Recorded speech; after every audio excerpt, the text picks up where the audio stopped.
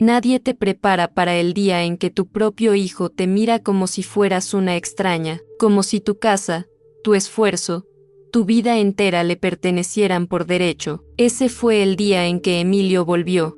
Yo ya no esperaba verlo. Había pasado tanto tiempo desde aquella última despedida llena de promesas rotas. Prometió que cambiaría, que conseguiría trabajo, que dejaría todo aquello que lo alejaba de nosotros. Y, sin embargo, ahí estaba, con esa mezcla de derrota y encanto que solo él sabía usar. Las madres tenemos esa fe terca, ciega, que sobrevive a todo, esa ilusión de que tal vez, solo tal vez esta vez será diferente. Nunca pensé que el amor de madre me llevaría a esto. Esa tarde estaba regando las plantas del patio cuando escuché su voz. «Mamá», dijo desde la puerta, y mi corazón se detuvo. Me di la vuelta y ahí estaba él, más delgado que antes, con esa mirada que conocía tan bien, esa mezcla de arrepentimiento y esperanza que siempre traía cuando regresaba después de sus desapariciones.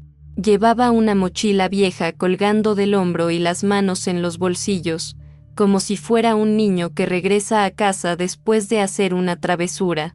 «Hola, mamá», repitió, y esta vez su voz sonaba diferente, más calmada, más segura. Se acercó despacio, como si temiera que yo fuera a cerrarle la puerta en la cara, cosa que había hecho en otras ocasiones cuando llegaba en condiciones que no quería recordar. Pero esta vez era distinto, esta vez parecía presente, sus ojos estaban claros, sus movimientos eran seguros, y cuando me abrazó, no olía a las cosas que antes lo consumían.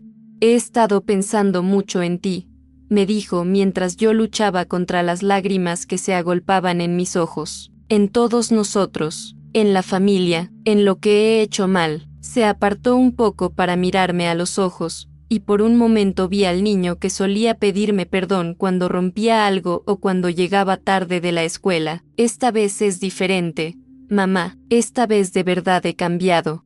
¿Cuántas veces había escuchado esas palabras? ¿Cuántas veces había creído en ellas? Pero algo en su forma de hablar, en la manera como me miraba, me hizo pensar que quizás, solo quizás, esta vez podría ser cierto. Durante los siguientes días, Emilio se quedó en casa, durmiendo en el sofá de la sala, ayudándome con las tareas pequeñas, conversando conmigo mientras yo cocinaba. Era como tener de vuelta al hijo que había perdido hace años. Una noche, mientras cenábamos juntos, me contó sobre el lugar donde había estado viviendo, una casa de recuperación en las afueras de Guadalajara. Me habló de las terapias, de los otros jóvenes que conoció allí, de las cosas que había aprendido sobre sí mismo. «No fue fácil, mamá», me dijo, jugando con la comida en su plato, «pero me di cuenta de que tenía que cambiar no solo por mí, sino por todos ustedes. Por ti, por María Fernanda, por Héctor, por la pequeña Luna. Ustedes merecen tener un hermano, un hijo del que puedan estar orgullosos». Esas palabras me llegaron al alma. Durante años había cargado con la culpa de no haber sido suficiente para él, de no haber sabido ayudarlo cuando más me necesitaba. Escucharlo hablar así, con esa madurez que nunca había mostrado antes, me hizo pensar que quizás todos esos años de dolor habían valido la pena si al final iban a traerme de vuelta a mi hijo. «Quiero quedarme aquí contigo», me dijo una noche mientras lavábamos los platos juntos, «solo hasta que consiga trabajo, hasta que pueda rentar un lugar propio. No quiero ser una carga, mamá, quiero demostrar que puedo ser responsable». Me miró con esos ojos que se parecían tanto a los de su padre, y mi corazón se derritió. «Puedo quedarme en el cuartito del fondo, arreglar las cosas que se han dañado en la casa, ayudarte con lo que necesites».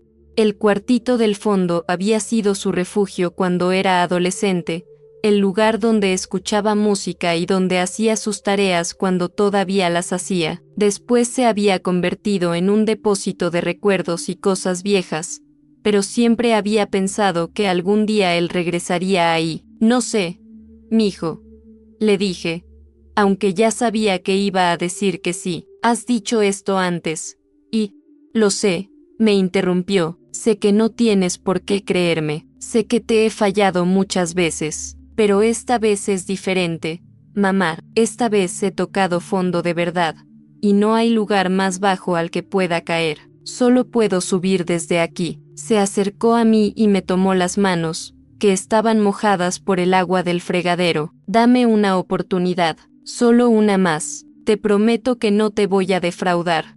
Esa noche, después de que él se fue a dormir, me quedé despierta en mi cama pensando en todo lo que había pasado. Pensé en los años difíciles, en las mentiras, en las cosas que habían desaparecido de la casa, en las veces que había tenido que prestarle dinero que sabía que nunca me devolvería.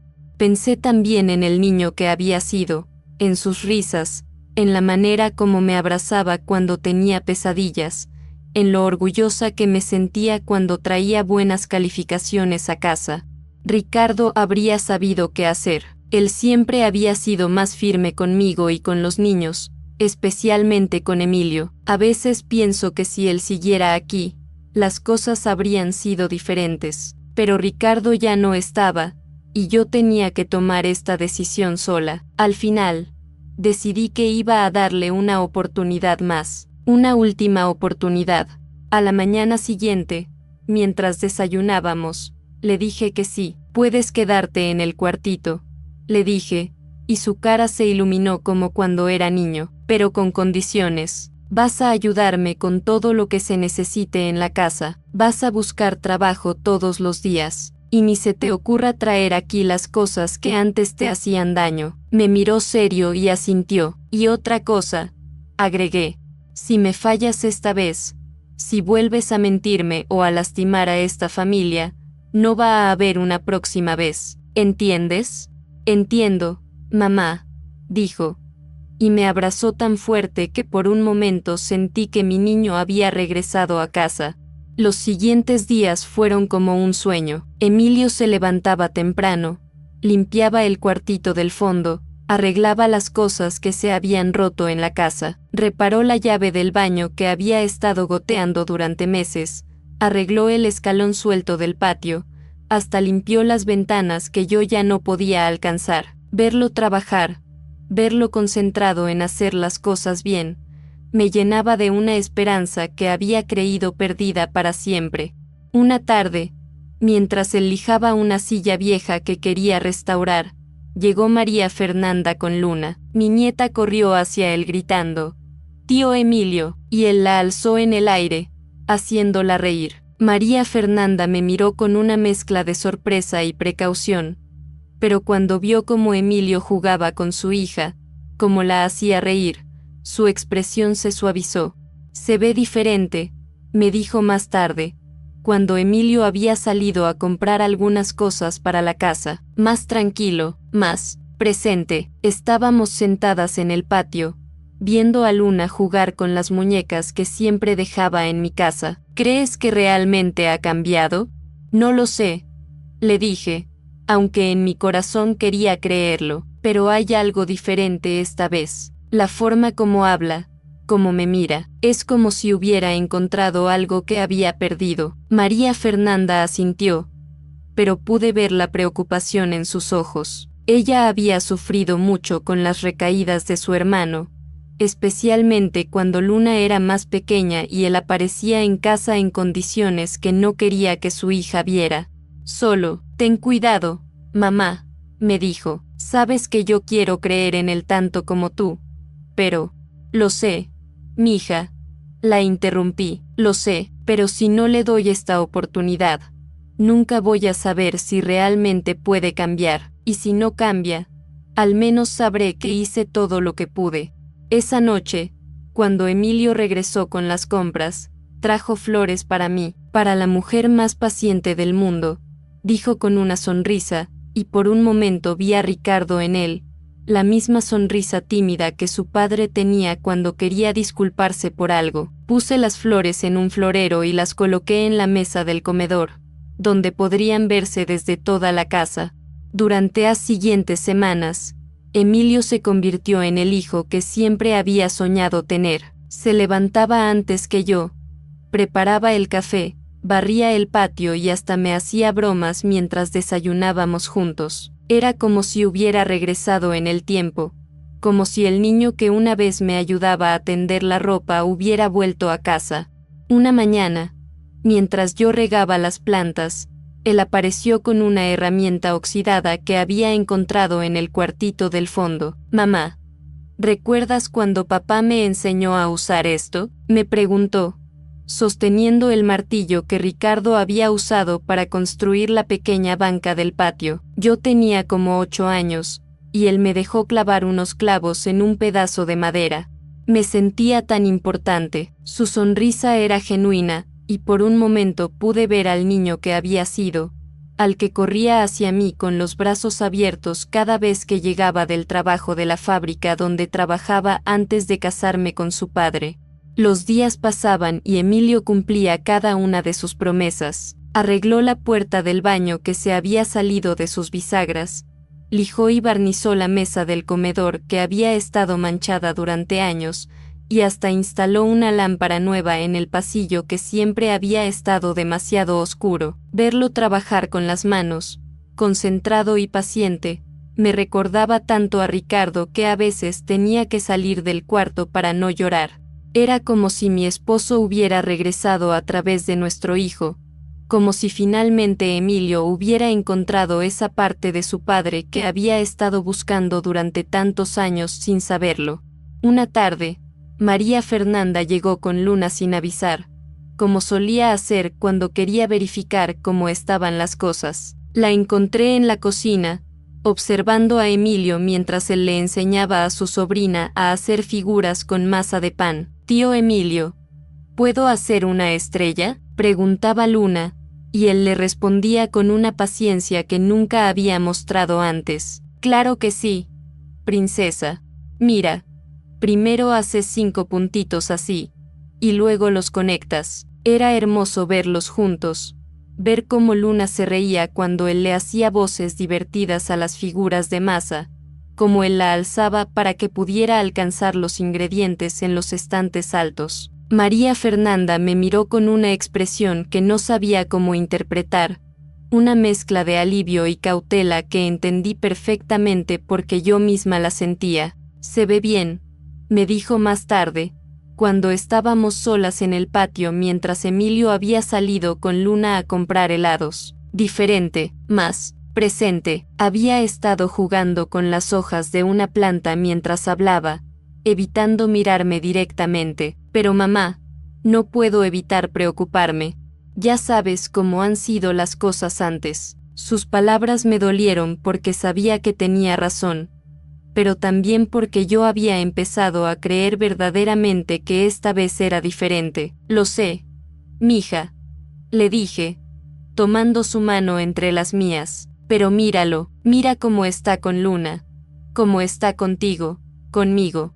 Algo ha cambiado». Ella asintió, pero pude ver que esa preocupación no se iba de sus ojos, esa protección instintiva que había desarrollado hacia mí después de tantos años de ver cómo Emilio me lastimaba. Fue durante esa misma semana que Emilio me pidió algo que nunca había esperado. Estábamos cenando juntos, una comida simple pero preparada entre los dos, cuando él dejó el tenedor en el plato y me miró con seriedad. «Mamá, he estado pensando», dijo, y mi corazón se aceleró porque esa frase siempre había precedido noticias que no quería escuchar. «Quiero conseguir trabajo, pero también quiero ayudarte más con las cosas de la casa, con los trámites, con las cuentas». Se inclinó hacia adelante, con las manos juntas sobre la mesa. «Sé que siempre has tenido que hacer todo sola, especialmente después de que papá murió, y sé que no he sido el hijo que merecías en ese sentido». Sus palabras me tomaron por sorpresa, porque era cierto que desde la muerte de Ricardo había tenido que manejar sola todos los asuntos de la casa, y no había sido fácil. Los bancos, los recibos, los trámites del gobierno, todo se había vuelto mi responsabilidad. «No tienes que preocuparte por eso, mijo», le dije, aunque en el fondo agradecía que se ofreciera. «He estado manejando todo bien». Pero él insistió, con una determinación que no había visto en él durante años. Mamá, soy tu hijo, debería estar ayudándote con estas cosas. Déjame acompañarte al banco la próxima vez que tengas que ir, o a pagar algún recibo. Quiero aprender. Quiero ser útil. La sinceridad en su voz me convenció, y también me emocionó pensar que finalmente tenía a alguien que podría ayudarme con las cosas que a veces me parecían demasiado complicadas o abrumadoras. Los días siguientes fueron aún mejores. Emilio me acompañó al mercado, cargando las bolsas pesadas que yo ya no podía llevar sola. Me ayudó a organizar los documentos importantes que tenía guardados en una caja vieja, separando los que eran actuales de los que ya no servían. Incluso me enseñó a usar algunas funciones del teléfono que no había entendido antes, como cómo guardar números importantes o cómo poner la alarma para no olvidar tomar mis medicamentos. Era como tener un compañero, alguien que verdaderamente se preocupaba por mi bienestar, y por primera vez en años no me sentía sola manejando todos los aspectos de mi vida. Una mañana, mientras desayunábamos, me dijo que había visto algunos anuncios de trabajo en el periódico y que iba a ir a preguntar por algunas oportunidades. Hay un taller mecánico que está buscando ayudante, me dijo, señalando una página que había marcado con un círculo, y también una ferretería que necesita a alguien para el almacén. Creo que tengo buenas posibilidades. Me sentí tan orgullosa escuchándolo hablar así, con planes concretos y metas claras. Era el Emilio que siempre había esperado ver, el que hacía planes para el futuro en lugar de vivir solo en el presente. Pero mamá, agregó, me gustaría que fueras conmigo al banco hoy. Quiero abrir una cuenta para cuando empiece a trabajar, y también quiero entender mejor cómo funcionan las cosas. Tú siempre has sido muy buena con el dinero, y quiero aprender de ti. Esa tarde fuimos juntos al banco, y me sentí extrañamente orgullosa caminando a su lado. Él me ayudó a llenar los formularios que necesitaba para actualizar algunos datos, y estuvo presente cuando hablé con el ejecutivo sobre las opciones de inversión que me habían recomendado para el dinero que había ahorrado de la venta del terreno que había heredado de mi madre. Era una cantidad considerable, los ahorros de toda una vida más lo que había recibido por esa propiedad, y representaba mi seguridad para los años que me quedaban. Emilio escuchó atentamente mientras el ejecutivo me explicaba las diferentes opciones, haciendo preguntas inteligentes que me sorprendieron. ¿Y si mamá necesita acceso al dinero rápidamente?, preguntó. ¿Hay alguna forma de que pueda retirar una parte sin perder los intereses? Me impresionó su preocupación por mi bienestar financiero, y salí del banco sintiéndome más segura que nunca. Los días siguientes, Emilio intensificó su búsqueda de trabajo. Salía temprano en las mañanas y regresaba en las tardes con noticias sobre las entrevistas que había tenido o las citas que había programado para el día siguiente. Una noche llegó particularmente animado, diciéndome que había tenido una muy buena entrevista en el taller mecánico y que el dueño le había dicho que le daría una respuesta en unos días. Creo que realmente tengo posibilidades, mamá, me dijo, y sus ojos brillaban con una esperanza que no había visto en años. El Señor me dijo que le gustó mi actitud y que está dispuesto a enseñarme las cosas que no sé. Esa noche me dormí sintiendo que finalmente mi hijo había encontrado su camino, que los años difíciles habían quedado atrás y que tendríamos la oportunidad de construir una relación nueva y saludable. Fue al día siguiente que Emilio me hizo una petición que cambiaría todo. Yo estaba preparando el almuerzo cuando él entró a la cocina con una expresión ligeramente preocupada. Mamá, tengo que pedirte un favor, dijo, y aunque algo en su tono me hizo sentir una pequeña alarma, decidí escucharlo. ¿Recuerdas que ayer el señor del taller me dijo que me daría una respuesta? Bueno, me llamó esta mañana y me dijo que quiere que vaya hoy en la tarde a firmar el contrato, pero necesito llevar algunos documentos y, bueno, necesito hacer unos pagos primero. Se pasó la mano por el cabello, un gesto nervioso que recordaba de cuando era niño. Necesito ir al banco por ti, mamá. Hay algunos recibos que hay que pagar hoy mismo o se van a atrasar, y yo no voy a tener tiempo de ir después de la cita del trabajo. Mi primera reacción fue decirle que podíamos ir juntos, como habíamos estado haciendo, pero él me explicó que la cita del trabajo era exactamente a la misma hora que el banco estaría abierto, y que si no pagaba esos recibos ese día, me cobrarían recargos. No quiero que tengas que pagar multas por mi culpa, mamá, me dijo, y su preocupación parecía genuina. Además, ya sabes que he estado aprendiendo sobre estas cosas. Puedo hacerlo yo solo. Había algo en su forma de hablar que me hizo dudar, pero también pensé que quizás era hora de confiar en él completamente, de demostrarle que creía en su cambio. ¿Estás seguro de que puedes hacerlo solo?, le pregunté, y él asintió con firmeza. Claro que sí, mamá, ya hemos ido juntos varias veces, sé exactamente qué hacer. Esa tarde, con el corazón dividido entre la confianza y la preocupación, le entregué mi tarjeta bancaria y le escribí la clave en un papel. Son solo estos recibos, le dije, mostrándole las facturas que efectivamente había que pagar ese día, y cuando termines, me llamas inmediatamente para decirme que todo salió bien. Él tomó la tarjeta y el papel con cuidado, como si fueran objetos preciosos, y me besó en la frente. Gracias por confiar en mí, mamá, me dijo. Sé que esto significa mucho, no te voy a fallar. Me abrazó fuerte, y por un momento volví a sentir a mi niño pequeño entre mis brazos, el que me prometía que se portaría bien cuando lo dejaba con la tía Rosa para ir al trabajo. Emilio salió de la casa alrededor de las 2 de la tarde, diciéndome que primero iría al banco y luego directamente a la cita del trabajo. Probablemente regrese tarde, me dijo desde la puerta, porque después de firmar el contrato, el señor quiere enseñarme algunas cosas del taller. Le deseé suerte y me quedé en el patio, sintiendo una mezcla extraña de orgullo y ansiedad. Era la primera vez en años que confiaba en él completamente con algo tan importante, y quería que saliera bien, no solo por mí sino por él. Quería que sintiera que podía manejar responsabilidades, que podía ser confiable, que podía ser el hombre que sé que llevaba dentro.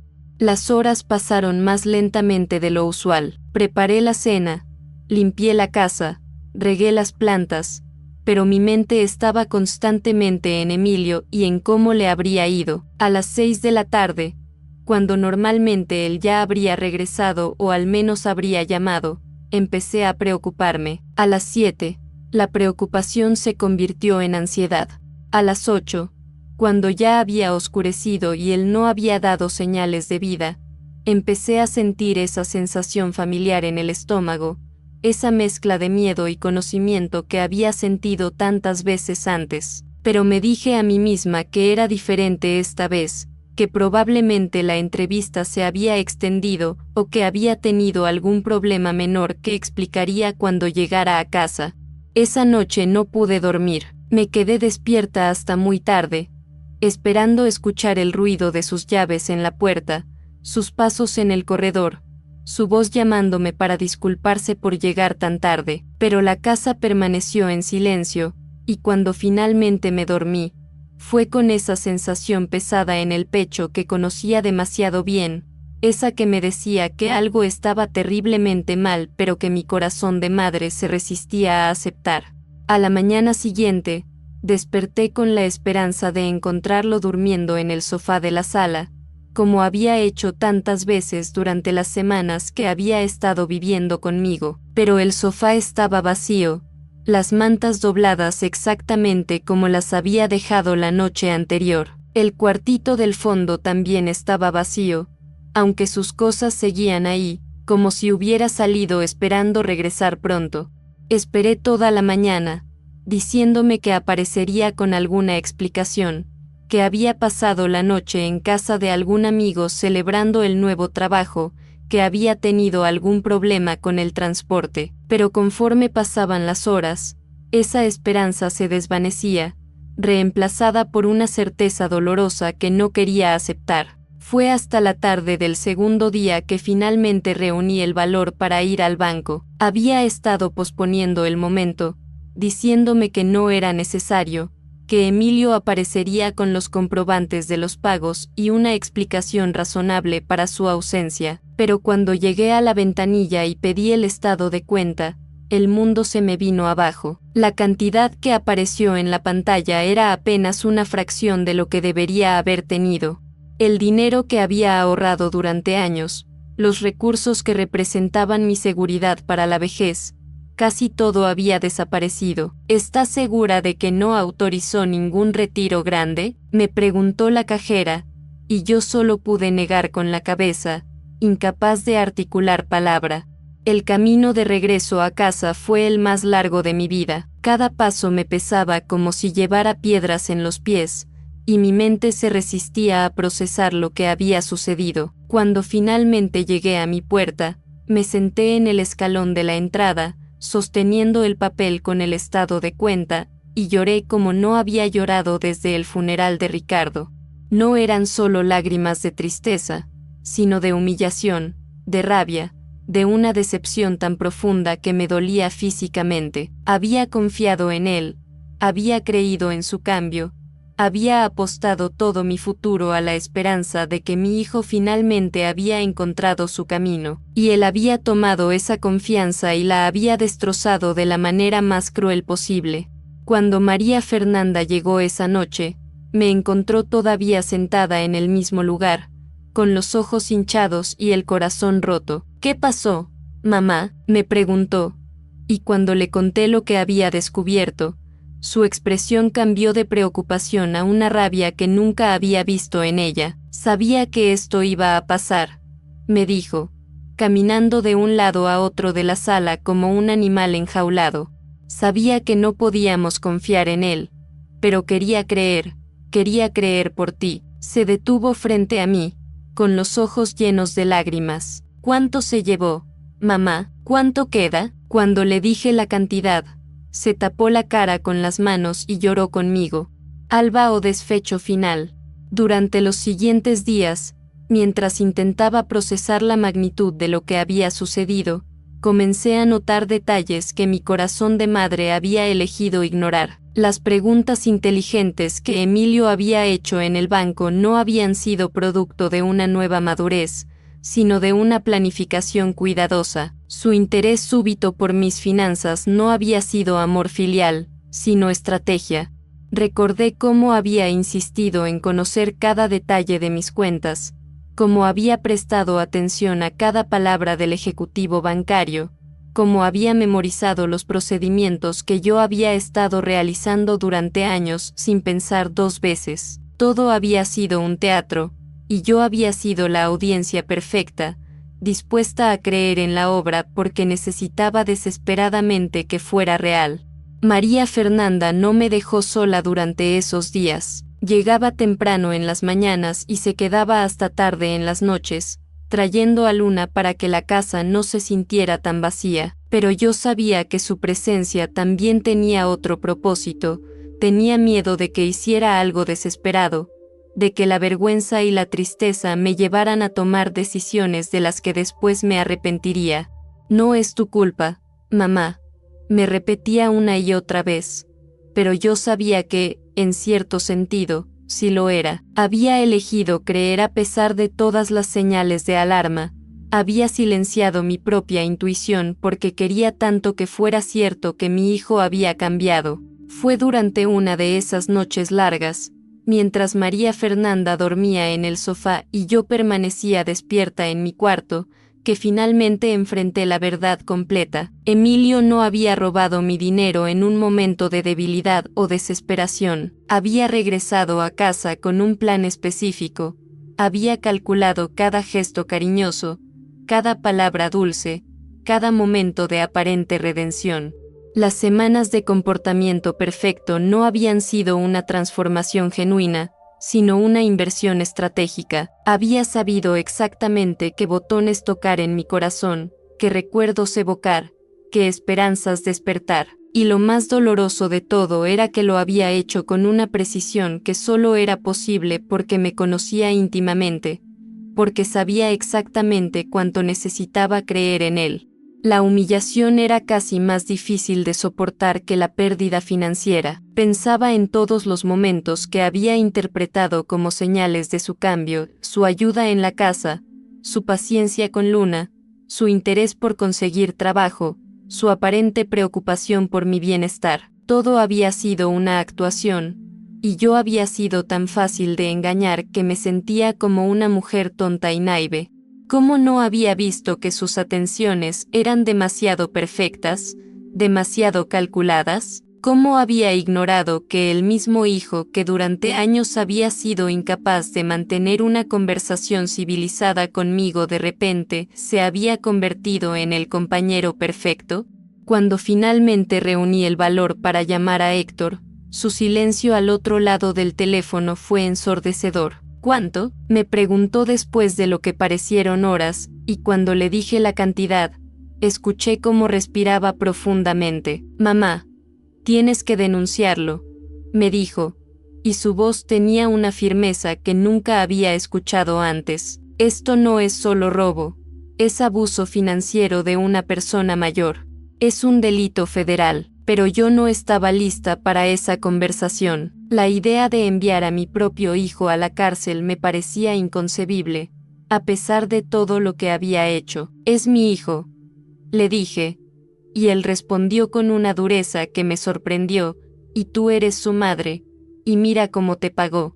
Los días se convirtieron en semanas y aunque Emilio nunca regresó a casa, empecé a recibir información sobre él a través de rumores del barrio. Había sido visto en la ciudad, aparentemente con dinero para gastar, viviendo en un hotel decente, comprando ropa nueva. Alguien incluso lo había visto en un restaurante caro, pagando la cuenta de una mesa entera sin parpadear. Cada uno de estos reportes era como una puñalada, porque confirmaba que no solo había planeado el robo, sino que lo estaba disfrutando. No había ninguna señal de remordimiento, ninguna intención de regresar para disculparse o explicar. Había tomado mi dinero y había desaparecido en una nueva vida, como si los 30 años que habíamos compartido no hubieran significado nada para él. Fue tía Rosa quien finalmente me ayudó a tomar la decisión que mi corazón se resistía a aceptar. Una tarde,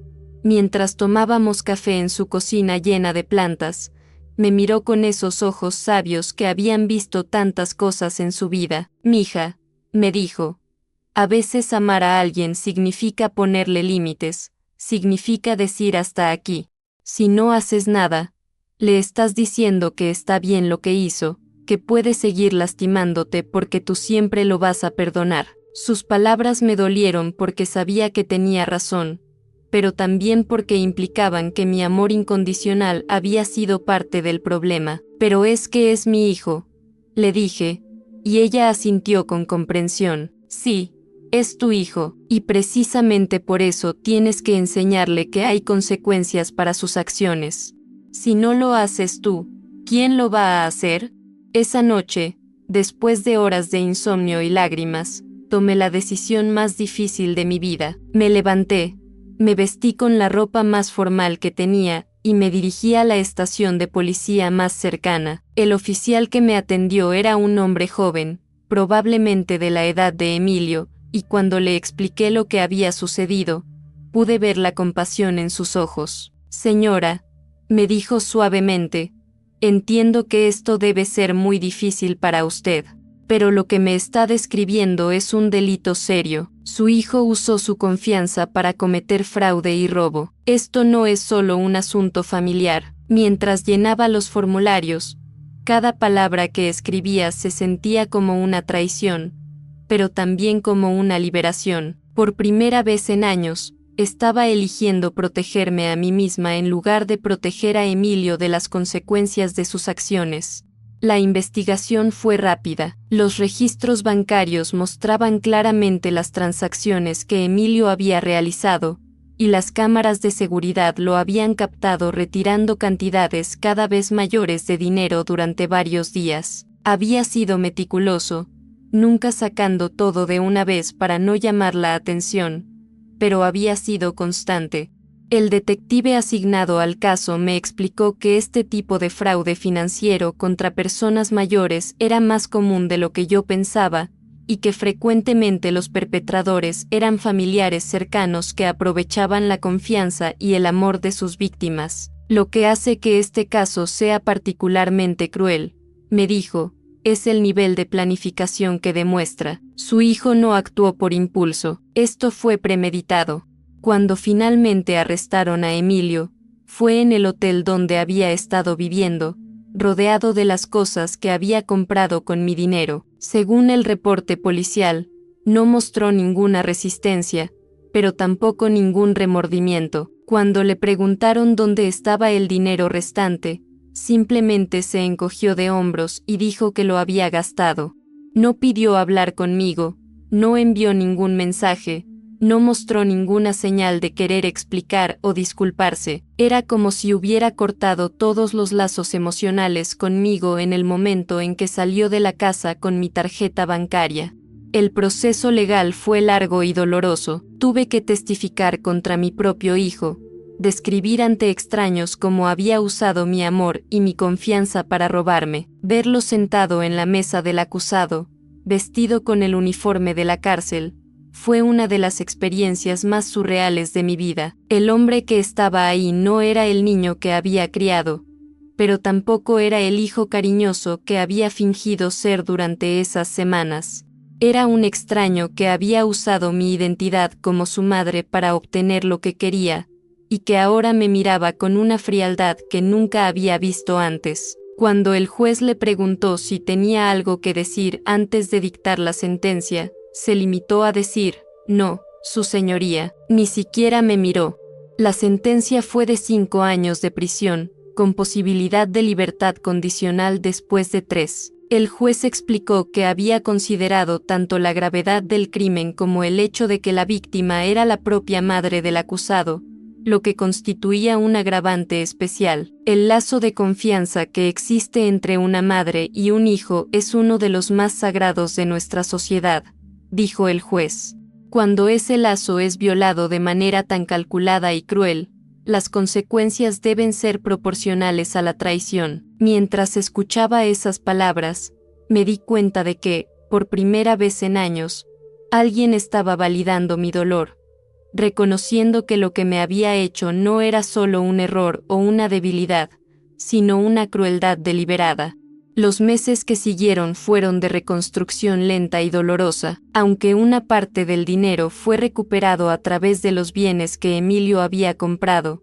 La mayor parte se había perdido para siempre. Tuve que hacer ajustes dramáticos en mi estilo de vida, vender algunas cosas que había esperado conservar, y enfrentar el hecho de que mi seguridad financiera para la vejez se había visto severamente comprometida. Pero también descubrí una fortaleza en mí misma que no sabía que existía. Aprendí a manejar mis finanzas con una cautela que nunca había tenido antes, a desconfiar de las promesas fáciles, a valorar mi propia estabilidad por encima de los sentimientos de otros. María Fernanda y Héctor se convirtieron en mis pilares durante este tiempo. Héctor, que siempre había sido distante, comenzó a llamarme regularmente y a visitarme con más frecuencia. Mamá, me dijo una vez, sé que siempre pensaste que era frío o que no me importaba la familia, pero la verdad es que veía lo que Emilio te hacía, y no sabía cómo ayudarte sin que sintieras que estaba atacando a tu hijo. María Fernanda, por su parte, me ayudó a procesar la culpa que sentía por haber denunciado a Emilio. Hiciste lo correcto, me repetía, no solo por ti, sino por él. Quizás la cárcel sea el único lugar donde finalmente entienda que las acciones tienen consecuencias. Pero la verdad es que mi relación con Emilio había terminado mucho antes de que fuera arrestado. Había terminado en el momento en que decidió verme no como su madre, sino como una oportunidad. Había terminado cuando calculó cuánto tiempo necesitaría actuar como un hijo amoroso para ganar mi confianza. Había terminado cuando me miró y vio no a la mujer que lo había criado, sino a alguien de quien podía aprovecharse.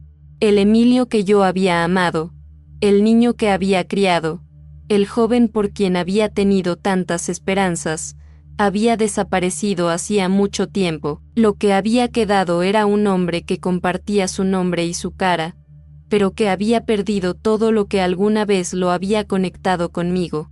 Carmen, la hija que Ricardo había tenido en su vida anterior, se convirtió en una fuente inesperada de apoyo durante este tiempo. Aunque nuestra relación había comenzado de manera tensa, la crisis con Emilio nos había acercado de una manera que ninguna de las dos había anticipado. Sé lo que es sentir que un padre te ha traicionado, me dijo una tarde, mientras tomábamos té en mi cocina, pero también sé lo que es amar a alguien que no sabe cómo recibir ese amor. A veces, lo más amoroso que puedes hacer es dejar que enfrenten las consecuencias de sus decisiones. Su perspectiva, como alguien que había crecido sin padre y que había aprendido a ser autosuficiente, me ayudó a entender que mi supervivencia no dependía de mantener a Emilio en mi vida. Nunca visité a Emilio en la cárcel, no porque no lo amara, sino porque finalmente entendí que mi amor había sido tóxico para ambos. Había sido un amor que lo había protegido de las consecuencias de sus acciones durante tantos años que nunca había tenido la oportunidad de crecer realmente. Había sido un amor que había puesto sus necesidades por encima de las mías hasta el punto de que él había llegado a creer que tenía derecho a tomar lo que quisiera de mí. No visitarlo fue mi manera de decir que lo amaba lo suficiente como para dejar que enfrentara solo las consecuencias de sus decisiones, y que me amaba lo suficiente como para no permitir que me siguiera lastimando. En las noches, cuando la casa estaba silenciosa y los recuerdos llegaban sin invitación, a veces me preguntaba si había hecho lo correcto, si había sido demasiado dura, si había renunciado a él demasiado pronto, pero entonces recordaba la frialdad en sus ojos cuando me había mirado en la corte, la falta total de remordimiento, la manera en que había usado cada momento tierno que habíamos compartido como una herramienta para manipularme. Y entendía que no había renunciado a él había renunciado a mí mucho antes, cuando decidió que mi amor era algo que podía explotar en lugar de algo que debía valorar. Hoy, casi 2 años después de su arresto, he aprendido a vivir con la ausencia de Emilio sin sentir que mi vida esté incompleta. He aprendido que ser madre no significa estar dispuesta a ser destruida por tus hijos, que el amor verdadero a veces requiere límites dolorosos, que proteger a alguien de las consecuencias de sus acciones no es bondad sino complicidad. He aprendido que puedo amar el recuerdo del niño que fue sin permitir que el hombre en que se convirtió continúe lastimándome. He aprendido que mi valor como persona no depende de mi capacidad para soportar el dolor que otros me causan, sino de mi capacidad para elegir la paz por encima del drama, la dignidad por encima de la lealtad ciega. Luna, ahora más grande, a veces pregunta por su tío Emilio. Le explico que a veces las personas que amamos toman decisiones que los alejan de nosotros, y que está bien sentir tristeza por eso, pero que no podemos permitir que esa tristeza nos impida vivir nuestra propia vida. Ella asiente con esa sabiduría que tienen los niños, y me abraza con la confianza de quien sabe que está segura, de quien sabe que los adultos en su vida la protegerán incluso cuando esa protección requiera decisiones difíciles. La casa está más silenciosa ahora, pero también más pacífica. No hay más caminatas nocturnas esperando escuchar llaves en la puerta, no hay más conversaciones tensas sobre dinero o responsabilidades, no hay más momentos de ilusión seguidos de decepciones devastadoras. Hay, en cambio, una tranquilidad que no había experimentado en años. Hay la seguridad de saber que nadie puede entrar a mi vida y usar mi amor como un arma contra mí, porque ahora entiendo la diferencia entre amar y permitir ser destruida. Emilio saldrá de la cárcel algún día, y cuando lo haga, será bienvenido a buscar una relación conmigo si ha aprendido realmente a valorar lo que perdió, pero será una relación diferente, una en la que mi amor por él no signifique la disposición a sacrificar mi propia seguridad y dignidad. Será una relación en la que tendrá que demostrar, no con palabras sino con acciones sostenidas en el tiempo, que entiende el daño que causó y que está dispuesto a hacer el trabajo necesario para repararlo. Y si no está dispuesto a hacer ese trabajo, entonces tendrá que enfrentar la consecuencia de vivir sin mí en su vida. Por ahora, vivo cada día como una pequeña victoria, la victoria de una mujer que aprendió a amarse a sí misma lo suficiente como para no permitir que otros la destruyan. La victoria de una madre que encontró el valor para enseñar a su hijo la lección más difícil que cualquier padre puede enseñar, que el amor tiene límites, y que cuando esos límites son violados, hay consecuencias que no se pueden evitar. Es una victoria amarga, pero es una victoria al fin y al cabo. Y en estos días, cuando el sol entra por la ventana de mi cocina y puedo tomar mi café en paz, sabiendo que nadie vendrá a pedirme que sacrifique mi tranquilidad por sus promesas vacías, entiendo que a veces las victorias más importantes son las que nadie más puede ver, las que suceden en silencio, en el corazón de una mujer que finalmente aprendió que merece ser tratada con dignidad, incluso por sus propios hijos.